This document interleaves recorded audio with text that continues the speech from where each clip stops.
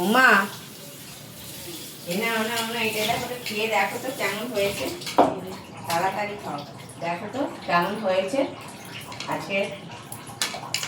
বলো ভালো হয়েছে, রেসিপি করলাম কেমন হয়েছে বলো। খুব বাদাম আছে। হ্যাঁ, মা খেয়ে বললো খুব ভালো হয়েছে।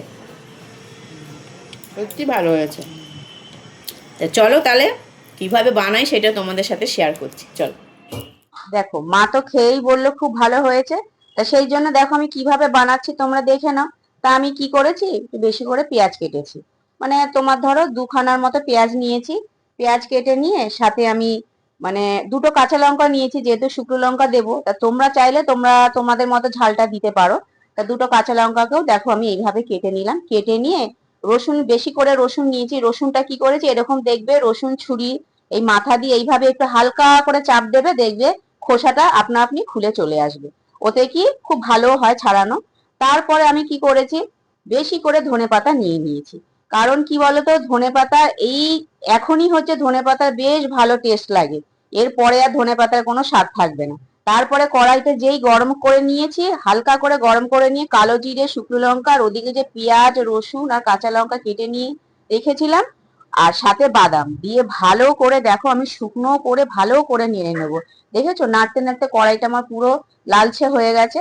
তা নেড়ে নিয়ে একটু হালকা ঠান্ডা করে নিয়ে সব একসাথে শিলনোড়ার মধ্যে নিয়ে সাথে ওই যে কেটে রেখেছি ধনেপাতা, ওই ধনেপাতাটাও সাথে আমি ভালো করে নিয়ে শিলে বেটে নেব।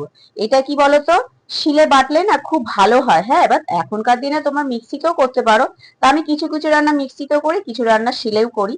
তারপরে দেখো পুরো বাটাটা হয়ে গেলে আবার সর্ষের তেল দিয়ে কড়াইতে সাথে অল্প করে কালো জিরে আর হচ্ছে অল্প শুকনো লঙ্কা দিয়ে সাথে নুন দিয়ে পুরো পেস্টটা দিয়ে দেবো। দিয়ে ভালো করে তেলের সাথে আমি মেখে মানে মিশিয়ে নেব।